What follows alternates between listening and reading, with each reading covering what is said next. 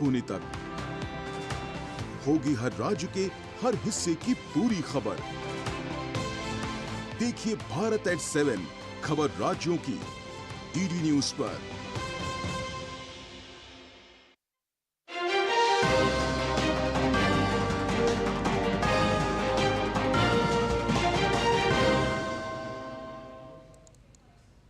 नमस्कार, स्वागत है आप सभी का डीडी न्यूज में। सबसे पहले नजर डालते हैं सुर्खियों पर। जम्मू के पलोरा में अमित शाह की चुनावी रैली, कहा जब तक शांति नहीं होगी पाकिस्तान से नहीं होगी कोई बातचीत। अनुच्छेद 370 हटने के बाद पहली बार हो रहा है मतदान, लोगों से चुनाव को ऐतिहासिक बनाने का किया आह्वान।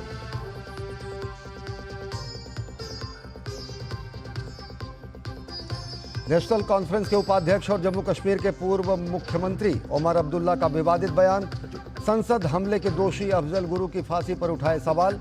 भाजपा का पलटवार, कहा इंडिया अलायंस का हाथ आतंकवादियों के साथ।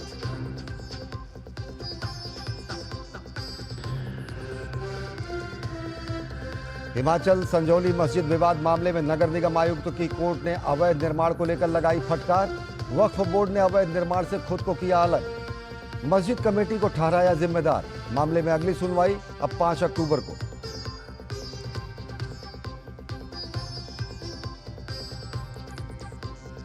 लगातार तीसरे हफ्ते विदेशी मुद्रा भंडार उच्चतम स्तर पर, मुद्रा कोष 683.99 बिलियन डॉलर के रिकॉर्ड स्तर पर। 30 अगस्त को समाप्त हुए सप्ताह में 2.3 बिलियन डॉलर की बढ़ोतरी हुई दर्ज।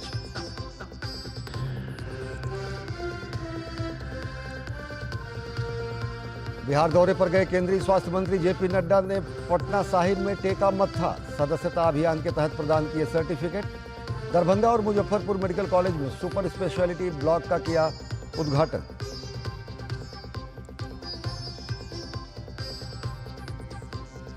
पेरिस ओलंपिक में भारत को मिला 27वां पदक। शॉटपुट में नागालैंड के होकाटो ने जीता कांस्य पदक। भारतीय खिलाड़ी आज पैरा साइकिलिंग, पैरा कनोई और पैरा स्विमिंग और पैरा एथलेटिक्स में पेश करेंगे चुनौती।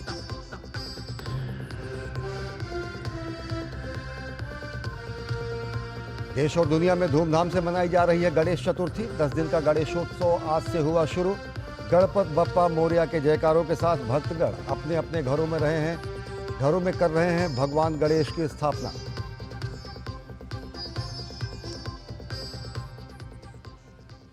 और अब देखते हैं खबरों को विस्तार से। केंद्रीय गृह मंत्री और भाजपा के वरिष्ठ नेता अमित शाह ने जम्मू कश्मीर दौरे का आज उनका दूसरा दिन था। उन्होंने जम्मू के पेलोरा में एक रैली को संबोधित किया। उन्होंने दो टूक शब्दों में कहा कि पाकिस्तान से तब तक बातचीत नहीं होगी जब तक घाटी और जम्मू कश्मीर में शांति बहाली नहीं हो जाता, और ये प्रयास पाकिस्तान को करने होंगे।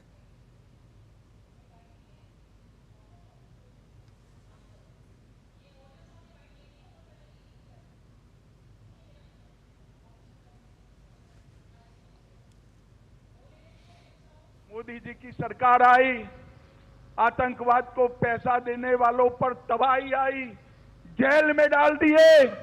वो कहते हैं फिर से एलओसी का ट्रेड हम शुरू करेंगे। उनका मुनाफा सीधा आतंक के काम में होगा। वो कहते हैं हम पाकिस्तान से बात करेंगे। आज मैं कहकर जाता हूं, जब तक शांति नहीं होती पाकिस्तान से कोई बात नहीं होगी। अमित शाह ने कहा कि अनुच्छेद 370 हटने के बाद पहली बार चुनाव हो रहे हैं। सभी नागरिकों को अधिकार मिले हैं, आरक्षण का लाभ मिला है, पंचायत मजबूत हुई है। उन्होंने नेशनल कॉन्फ्रेंस पर आतंकवाद का बढ़ावा देने का आरोप लगाया। कश्मीर ने बहुत आतंक झेला है। कश्मीर में ऐसी सरकारें थी जो आतंकवाद के सामने आंख मूंद कर बैठी। ऐसे लोग भी है जो शांति होती थी तो यहां आकर मुख्यमंत्री बन जाते थे, और आतंकवाद होता था तो दिल्ली में जाकर कॉफी बार में कॉफी पीते थे। इन्होंने आतंकवाद को बढ़ाया। मैं आज कहना चाहता हूं, मोदी जी के 10 साल में आतंकवाद में 70% कमी लाने का काम ये भारतीय जनता पार्टी की। इससे पहले अमित शाह ने कल जम्मू में भाजपा का संकल्प पत्र जारी किया। जम्मू कश्मीर में 3 चरणों में विधानसभा चुनाव हो रहे हैं। पहले चरण का चुनाव 18 सितंबर को, दूसरे और तीसरे चरण का चुनाव 25 सितंबर को और 1 अक्टूबर को होगा। वहीं मतगणना 8 अक्टूबर को होगी। जम्मू कश्मीर में 10 साल के अंतराल के बाद विधानसभा चुनाव हो रहे हैं।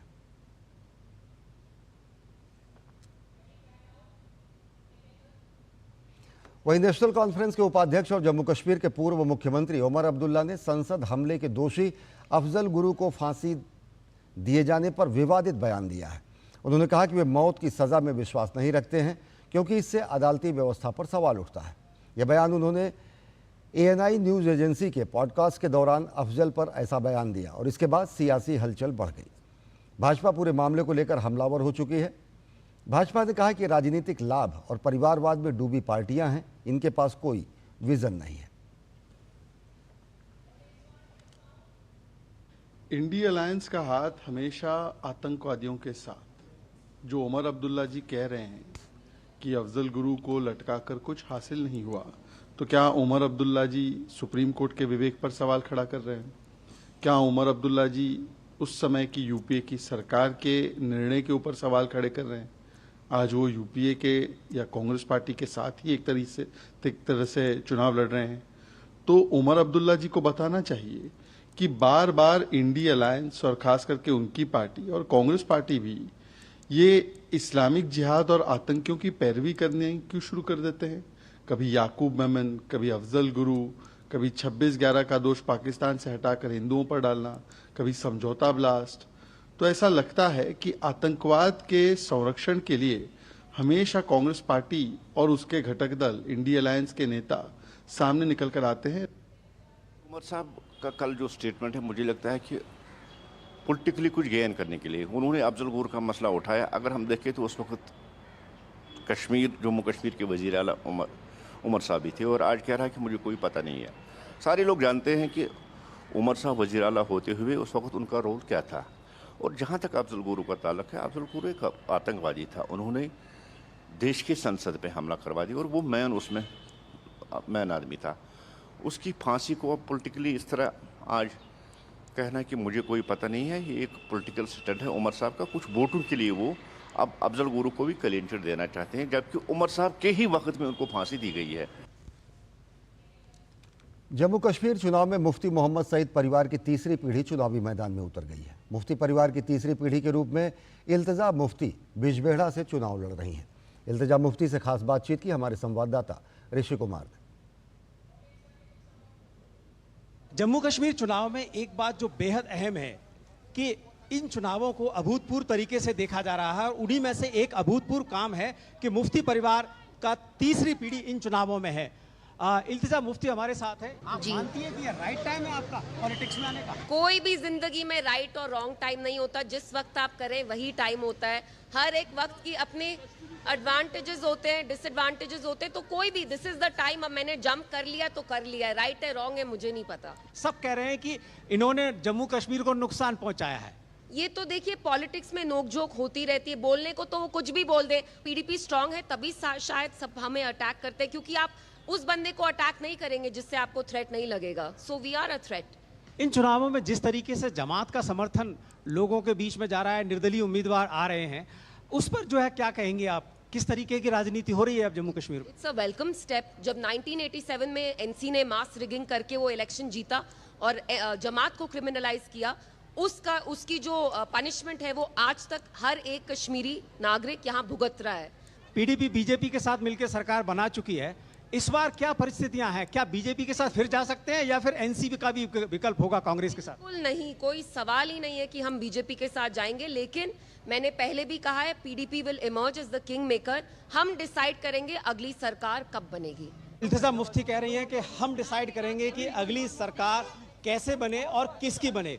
निश्चित तौर से इन चुनावों में जो परिस्थितियां हैं उसमें पीडीपी के लिए एक कठिन समय जरूर है, लेकिन मुफ्ती परिवार की तीसरी पीढ़ी जिस तरीके से चुनावी मैदान में है वो जम्मू कश्मीर के इतिहास में एक अभूतपूर्व पर्व है। कैमरामैन अनिकेत के साथ ऋषि कुमार, डीडी न्यूज़, बिजबेहरा। हिमाचल प्रदेश के शिमला में संजौली मस्जिद के अवैध निर्माण विवाद मामले में नगर निगम आयुक्त की कोर्ट ने वक्फ बोर्ड को फटकार लगाई है।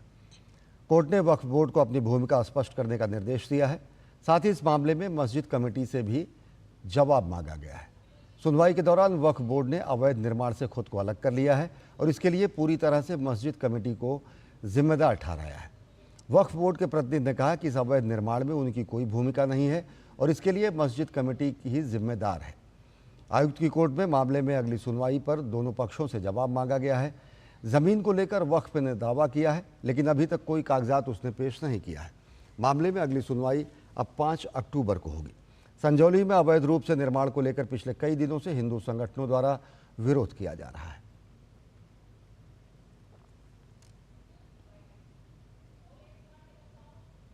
हमने लोकल रेजिडेंट्स की तरफ से आज कोर्ट में एक एप्लीकेशन मूव की है under order 1 rule 10 CPC for implement of parties.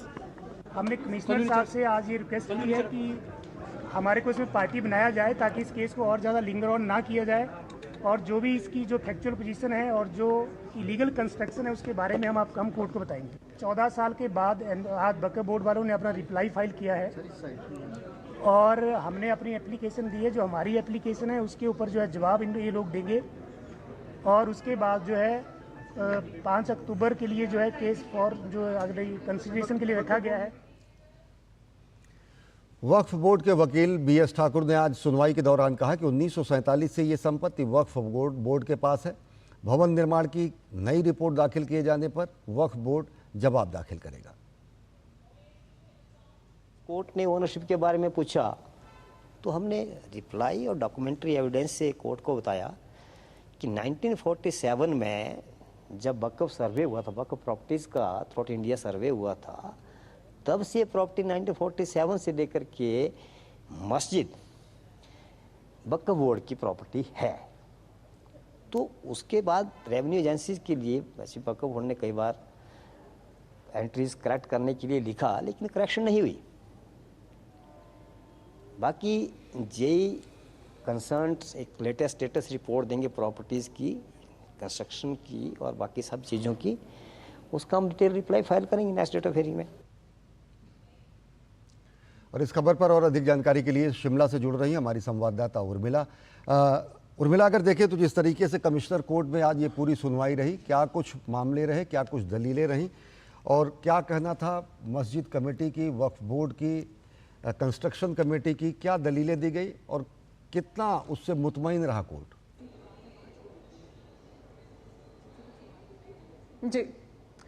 जी अश्विन, अवैध मस्जिद निर्माण को लेकर आज सुबह जो सुनवाई है 10:30 बजे नगर निगम के आयुक्त कोर्ट पर शुरू हुई और यहाँ पर सबसे ज़्यादा देखने की बात यही थी कि वक्फ बोर्ड की जो भूमिका है वो यहाँ पर देखने को मिली और सबसे ज़्यादा जो फटकार है वक्फ बोर्ड को ही यहाँ पर आयुक्त द्वारा लगी गई है, क्योंकि वक्फ बोर्ड ने सीधे तौर पर स्पष्ट कर दिया है कि उनका जो है मस्जिद कमेटी पर ही उन्होंने सारी की सारी जिम्मेदारी सौंपी है। हालांकि आयुक्त का सीधे तौर पर यह भी कहना था कि यदि मस्जिद कमेटी पर ही पूरी की पूरी जिम्मेदारी रहती है तब भी वक्फ बोर्ड की जिम्मेदारी रहती है, क्योंकि उसकी मेंटेनेंस, उसका रखरखाव पूर्णतः वक्फ बोर्ड की ही निगरानी में रहता है। तो वक्फ बोर्ड अपनी जिम्मेदारी को निभाता और जहां पर देखा जाए तो ये अपनी जिम्मेदारी से नदारद दिखा। इसके अलावा देखा जाए तो यहाँ पे संजौली के स्थानीय लोगों ने भी एप्लीकेशन दायर की है। वहीं हिंदू संगठन के जो वकील हैं उनका कहना था कि ये जो भूमि है वो सरकारी जमीन है और वक्फ बोर्ड ने इस पे अतिक्रमण किया है और जहां ये मामला 2009-10 में सबसे पहले सामने आया था। 2009 और 10 में जहां एक मंजिला और एक एटिक बनी गई थी, वहीं 2024 तक आते आते ये 5 मंजिला विद एटिक हो गया। तो कुल मिलाकर देखा जाए तो यहाँ पर नगर निगम ने 35 बार यहाँ पर इन्हें जो है काम रोको के भी निर्देश दिए थे, बावजूद इसके काम नहीं रुका। 44 इसमें सुनवाइयां हुई थी और पेशियां हुई थी, इस पर कोई कार्रवाई नहीं हुई। तो कुल मिलाकर आज नगर निगम के आयुक्त कोर्ट में आयुक्त द्वारा वक्फ बोर्ड पर कड़ी फटकार लगाई गई है। निश्चित तौर से वक्फ बोर्ड को फटकार लगाई गई, लेकिन जैसा आप बता रहे कम से कम 35 बार नोटिस दी गई नगर निगम द्वारा। NOC ली जाती है, NOC कहीं ना कहीं वक्फ बोर्ड को देने की का अधिकार है, फिर जो कंस्ट्रक्शन कमेटी है वो एनओसी कहीं ना कहीं लोकल अथॉरिटी से लेगी। लोकल अथॉरिटी कहीं ना कहीं इन्वॉल्व होती है, वक्फ बोर्ड ही सर्वेसर्वा निर्माण कार्य के लिए कम से कम नहीं होता है। अब ऐसी स्थिति में जो कमेटी थी मस्जिद कमेटी की, उसकी क्या स्थिति है? क्या उसने कोई लीगल तरीके से अपनी परमिशन मांगी थी? एनओसी उसके पास है कि नहीं है? क्या कुछ मस्जिद कमेटी का बयान रहा? जी देखिए अश्विन, आपको बहुत ज़्यादा हैरानी होगी कि मस्जिद कमेटी के जो अध्यक्ष हैं उनका सीधे तौर पर यही कहना था कि 2012 में उनके द्वारा त्याग पत्र दे दिया गया था और उसके बाद जो कार्रवाई हुई वो उनके सामने नहीं हुई है। उसके बाद यहाँ पर बाहरी जो लोगों का आधिपत्य बना रहा और 2012 से लेकर 2024 तक जो भी स्थिति बनी वो उनके अनुरूप नहीं रही और उनका सीधे तौर पर यही कहना था कि इसके यदि यहाँ पर कुछ भी अस्पष्टीकरण होता है तो उस पर कड़ी कार्रवाई होनी चाहिए। अगर देखा जाए तो स्पष्टीकरण सीधे तौर पर मांगा गया है, मस्जिद कमेटी से भी मांगा गया है, वक्फ जो बोर्ड है उससे भी मांगा गया है और सीधे तौर पर यह भी देखना इसमें जरूरी है कि वक्फ बोर्ड द्वारा 14 साल बाद इसके रिप्लाई किया गया है। तो कुल मिलाकर यहाँ पर देखा जाए तो आयुक्त ने जेई पर भी कड़ी फटकार लगाई है, उससे भी लिखित में अपनी कार्रवाई देने के निर्देश दिए गए हैं। जी बहुत बहुत शुक्रिया और मिला हमसे जुड़ने के लिए और विस्तार से जानकारी देने के लिए। रुक करते हैं अगली खबर की ओर। भारतीय रिजर्व बैंक के शुक्रवार के आंकड़ों के अनुसार भारत का विदेशी मुद्रा भंडार लगातार तीसरे सप्ताह बढ़कर 30 अगस्त तक 683.99 बिलियन डॉलर के रिकॉर्ड स्तर पर पहुंच गया। 30 अगस्त को समाप्त हुए समीक्षाधीन सप्ताह में इस भंडारण में 2.3 बिलियन डॉलर की बढ़ोतरी हुई है, जबकि पिछले 2 हफ्तों में कुल 11.6 बिलियन डॉलर की बढ़ोतरी हुई है। स्वर्ण भंडार में 662 मिलियन डॉलर से बढ़कर इसमें बढ़ोतरी तकरीबन 61.86 बिलियन डॉलर की हुई है। आरबीआई विदेशी मुद्रा बाजार में बारीकी से नजर रखता है और बाजार की स्थितियों को व्यवस्थित बनाए रखने के लिए समय समय पर हस्तक्षेप करता है।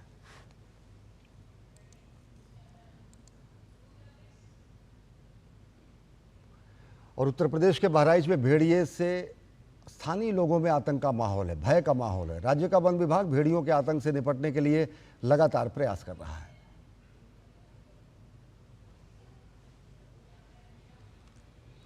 बहराइच के महसी क्षेत्र में भेड़ियों का आतंक है और ये लगातार लगभग 30 गांवों में भेड़ियों से ये आतंक से प्रभावित हैं। लोगों में डर का माहौल है, भय का माहौल है। 80 लोगों की टीम गठित की गई है जो भेड़िए के लिए सर्च ऑपरेशन को अंजाम दे रही है। पूरे क्षेत्र को 3 सेक्टर में बांटा गया है और गांव को जागरूक करने के लिए एक अलग टीम काम कर रही है और लगातार इस मामले पर उच्च स्तरीय निगरानी भी चल रही है। सेक्टर में काम कर रही टीम और गांव वालों के माध्यम से भेड़ियों की लोकेशन ट्रेस हो रही है।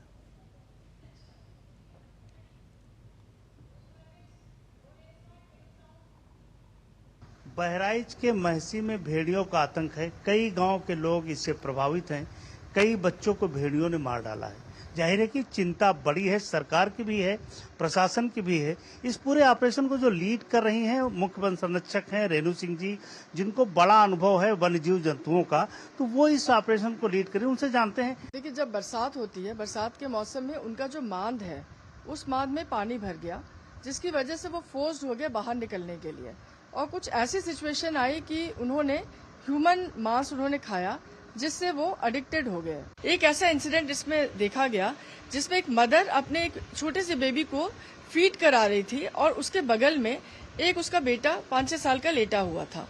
तो जब उसने अपना हाथ इस तरफ किया तो देखा कि वो बच्चा गायब था वहां से। आप सोचिए कितने स्विफ्टली, कितनी धीरे से ये बच्चे को उठाते हैं कि मदर तक को मालूम नहीं चला। वो ले जाकर के उसकी जो बॉडी है वो खेत में कुछ दूरी पे मिली। जब इन लोगों ने शोर मचाया देखा तो कुछ दूरी पे मिली। तो इस तरीके का इस एनिमल का बिहेवियर है वुल्फ का। वुल्फ्स बहुत ही इंटेलिजेंट, बहुत शार्प, बहुत ही ब्रिलियंट टाइप के एनिमल्स होते हैं और बहुत बड़े शिकारी होते हैं ये। पहले हम लोगों ने पूरी कोशिश करके 4 भेड़ियों को हम पकड़ चुके हैं। अभी 2 भेड़ियां और बाकी हैं। हम लोग इनको ट्रैक कर रहे हैं थर्मल ड्रोन से। 4 थर्मल ड्रोन्स लगाए गए हैं। उनको तत्काल पकड़ने की पूरी कोशिश की जा रही है। कुछ न कुछ प्रॉब्लम इन भेड़ियों में आ जाता है, उनके बिहेवियर में आ जाता है, इकोलॉजी में आ जाता है, जिसकी वजह से इस तरीके से ये बिहेव करने पे मजबूर हो जाते हैं। क्या संदेश देंगी लोगों को? सब लोगों से ये निवेदन करती हूँ कि कृपया आप सब लोग अपने बच्चों को लेकर के अंदर सोएं, दरवाजे बंद रखें टोलियां बना करके चलें, रात में जागते रहो के नारे लगाएं। और हमारा स्टाफ, पुलिस विभाग और प्रशासन, ये सब लोग साथ में जुट करके सबको पब्लिक अवेयरनेस करने की पूरी कोशिश कर रहे हैं। बच्चों को सुरक्षित रखें, उनको अंदर कमरों के अंदर बंद रखें। गांव के लोगों की जो समस्याएं हैं, इस सब का समाधान इसी उम्मीद के साथ जुड़ा है कि रेणु सिंह जी अपने ऑपरेशन में सफल हों। कैमरामैन रामजी वाजपेयी के साथ रामेंद्र सिंह, डीडी न्यूज, लखनऊ। और इस खबर पर और अधिक जानकारी के लिए हमारे साथ जुड़ रहे लखनऊ से हमारे संवाददाता रामेंद्र सिंह। रामेंद्र, हमने आपका इंटरव्यू देखा, जिस तरीके से वन विभाग के वरिष्ठ अधिकारियों से आपने जाना कि क्या कुछ अब तक की उपलब्धियां हैं, क्या आगे की रणनीति है। साफ तरीके से कहा जा रहा है कि झुंड बनाकर चलें, रात भर जागते रहें, घर का दरवाज़ा बंद रखें। इस तरीके के जो अप्रोच हैं, इनको लेकर क्या लोगों की अपनी राय है? क्योंकि 30 से ज़्यादा गांव, एक लंबा अंतराल, लगातार इस तरीके से बच्चों पर हो रहे हमले, कहीं ना कहीं भय और दहशत का माहौल होता है। छोटे बच्चे ही इसके शिकार होते हैं, हमले तो खैर बड़े लोगों पर कम हो रहे हैं।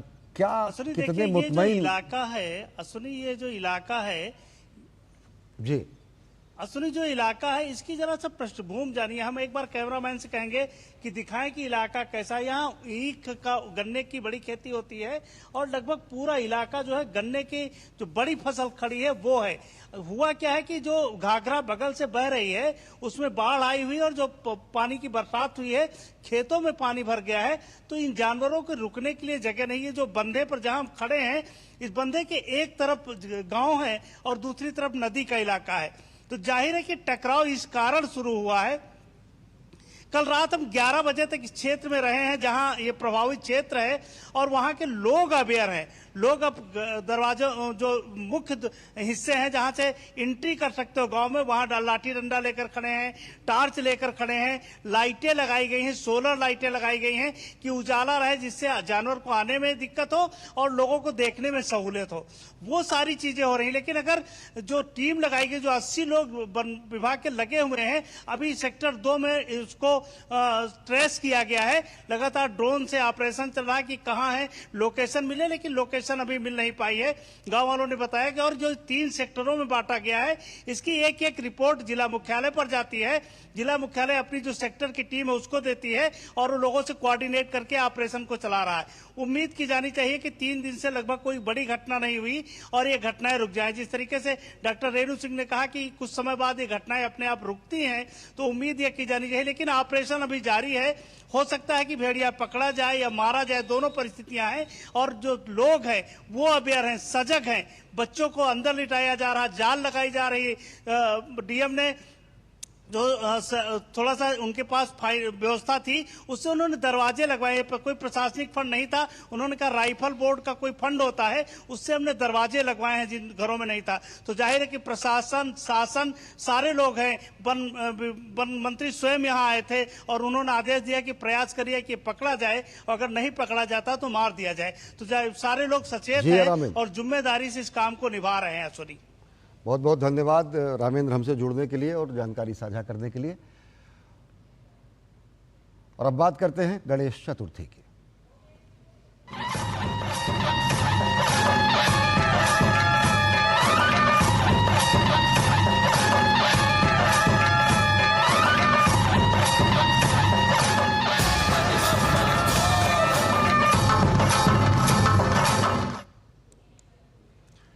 गणेश चतुर्थी का पर्व पूरे देश और दुनिया में धूमधाम के साथ मनाया जा रहा है। गणपत बप्पा मोरिया के जयकारों के साथ भक्तगण अपने अपने घरों में भगवान गणेश की स्थापना कर रहे हैं, पूजा अर्चना कर रहे हैं।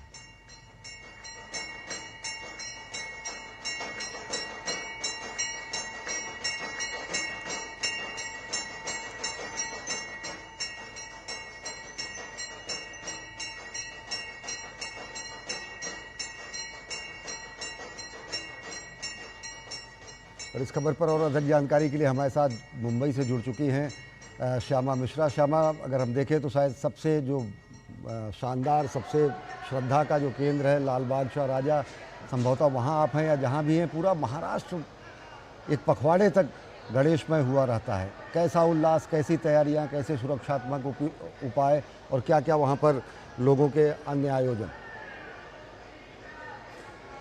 जी अश्विनी, सबसे पहले तो आपको गणेश उत्सव की हार्दिक शुभकामनाएं। अगले 10 दिन मुंबई महाराष्ट्र में पूरी तरीके से जश्न का एक माहौल रहेगा। इस वक्त मैं हूं नरे पार्क, जो परेल का राजा के नाम से भी जाना जाता है। इस वक्त अगर आप देखें तो ये सबसे बड़े मंडलों में से एक मंडल है। और अगर आप देखें गणपति को, तो यहाँ इन्होंने थीम लिया है जेजूरी का। जेजूरी एक ऐसा मंदिर है, एक ऐसा इलाका है जहाँ पर महाराष्ट्र के कई सारे लोगों का, कई एक बड़े हिस्से का दैवत जो है खंडोबा, उनका एरिया माना जाता है, उनका मंदिर माना जाता है। और उस वक्त इस बार इस थीम को लिया गया है। साथ ही ये मंडल जो है कई सारे सोशल वर्क्स में रहता है। क्या क्या वो काम है और क्यों ये जेजूरी थीम ली गई, हम बात करते हैं विनोद कदम से। वो सेक्रेटरी हैं नरे पार्क गणपति मंडल के। तो जेजूरी का थीम आपने क्यों चुना? हम हर साल कुछ अलग अलग एक भगवान का रूप लेते हैं, लेकिन ये शायद हम लोग ने कार्यकर्ता की जो डिमांड है हमारी, तो उनके यहाँ से हम लोग ने एक थीम लिया है। तो आप देखोगे हमारा मेन गेट भी देखोगे ना, जेजूरी का जो रेलवे स्टेशन पे जो है मेन गेट, वैसा ही हम लोग ने किया है। और आप हम परल के राजा का .com पे जाओगे वेबसाइट पे ना, तो आप आगमन देखोगे ना, आगमन पे भी हम लोग के टी शर्ट भी ना येलो कलर में है। तो उसके हिसाब से हम लोग ने वो थीम किया। आप मूर्ति के पास भी देखोगे ना, नीचे पूरा भंडारा डाला हुआ है, पीछे बैकग्राउंड भी हम लोग का वैसा ही है। तो हर साल हमने और यहाँ पे हम लोग को बहुत सारी पब्लिसिटी भी मिली है। महाराष्ट्र में जितने हम लोग के पहचान के हैं, मीडिया के लोग हैं, बाकी जो पहचान में जो लोग हैं, आपसे हम लोग को आपकी मूर्ति ये टाइम बहुत अच्छी हुई करके हम लोग को बहुत से आ रहा है। साथ ही सोशल वर्क आप लोग ने बताया कि स्कूल के बच्चों के लिए आप करते हैं, क्या क्या काम? ये साल हमने हर साल कुछ ना कुछ करते हैं। लास्ट टाइम बाढ़ आई थी कोल्हापुर में, तो हर घर में हम लोग ने 5-5 हजार का से एक 2.5-3 लाख हम लोग ने बांटे थे। अभी ये साल हम लोग ने देवरुख रत्नागिरी में हम लोग ने जाके 3 स्कूल में बुक्स है, शालेय जो भी चीज जो नीड है उन लोग हम लोग किए है। कपाट से टीवी, LED टीवी वगैरह हम लोग ने दिया है ये टाइम। ठीक है अश्विनी, तो आपने सुन लिया, यहाँ पर जो गणेशोत्सव मंडल होता है, गणेश मंडल होते हैं, वो ना सिर्फ अपनी मूर्तियां यहाँ बिठाते हैं, बल्कि उनके पास एक जरिया होता है सोशल काम करने का, सोशल जो एरियाज है उसमें काम करने का। और हर मंडल उस तरीके से अपने काम कर रहे हैं। एक सामाजिक कार्य के साथ साथ हमारी आज़ादी की लड़ाई में भी बहुत बड़ा योगदान रहा इस गणेशोत्सव का। बहुत बहुत धन्यवाद श्यामा, हमसे जुड़ने के लिए और जानकारी देने के लिए। हम आगे भी बुलेटिन में आपसे लगातार जानकारी लेते रहेंगे। तो बुलेटिन में फिलहाल इतना ही। देश और दुनिया की ताज़ा तरीन खबरों के लिए देखते रहिए DD न्यूज़। नमस्कार।